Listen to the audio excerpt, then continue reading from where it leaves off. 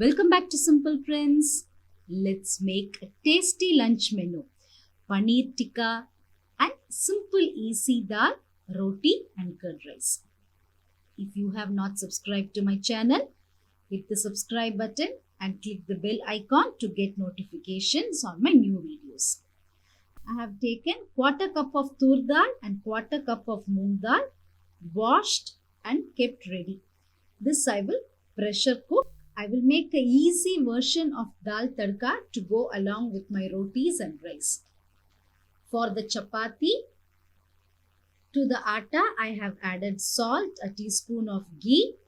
I will make it into a dough adding water. The dal should be soaked for around 30 minutes. I will pressure cook the rice first. As that is getting done, I will make the dough for the chapati. Now to marinate for the paneer tikka. I have taken 250 grams of paneer and chopped into big cubes. 1.5 teaspoons ginger garlic paste, 1 teaspoon chilli powder, 1 teaspoon dhaniya powder, half teaspoon garam masala powder. I have chopped the onions in large chunks and removed the florets. I have chopped 1 capsicum into big pieces, 1 tomato de-seeded and cut into big chunks.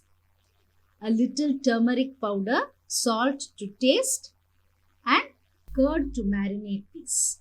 Add all the dry masalas, the chilli powder, dhaniya powder, garam masala powder, the ginger garlic paste, the paneer and the chopped vegetables. Add salt, turmeric powder and toss well. Mix the masalas well so that it coats the pieces.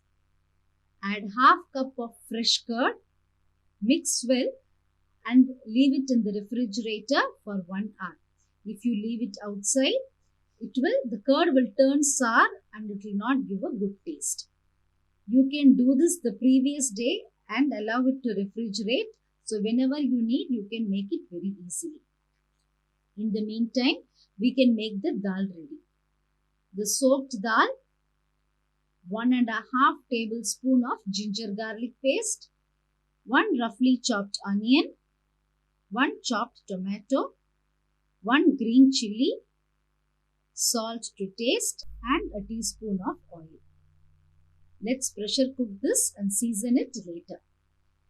In my 3-liter cooker, I add 1 teaspoon cooking oil, heat and add the ginger garlic paste. Fry for a few seconds. Add the chopped onions, chilli and tomatoes. Give it a quick mix. Cook for a minute. Add half teaspoon turmeric powder, half teaspoon chilli powder, 1 teaspoon dhaniya powder. Mix well. You can increase the amount of chilli powder to suit your individual preference also. Fry for a minute. Add the soaked dal to it.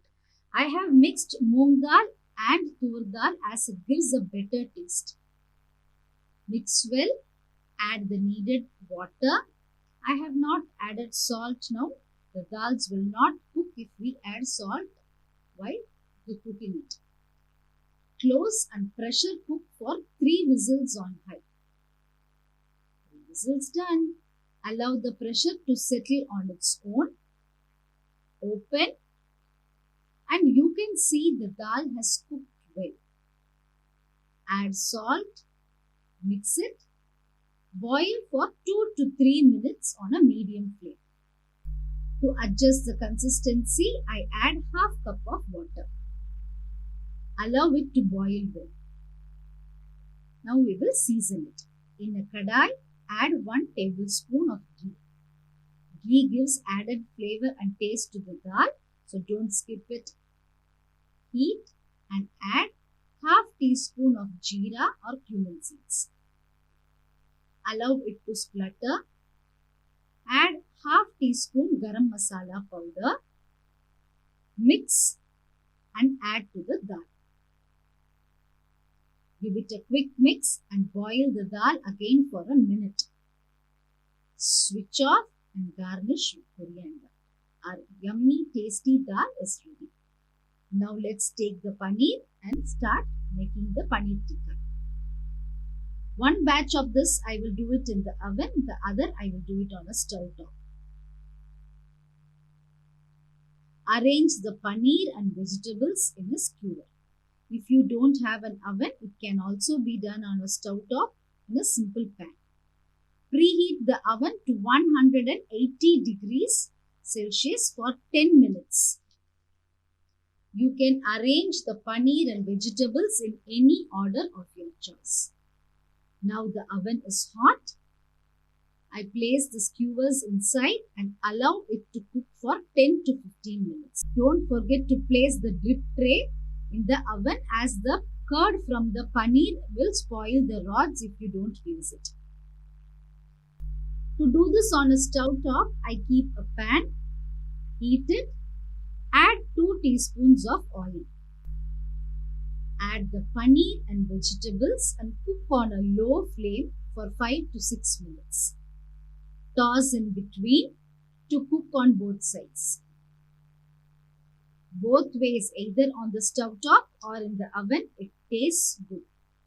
It can be served as a snack also. You can roll it in rotis and give it. Children will enjoy having it. Paneer is rich in protein and is essential for growing children. Keep tossing the vegetables and paneer so it doesn't get burnt. Ensure they don't overcook also. The vegetables should retain their crunch.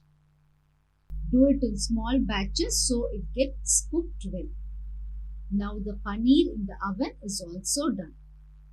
The rotis are also done. I avoid store-bought wheat flour and get the whole wheat ground in a flour mill to avoid adulteration.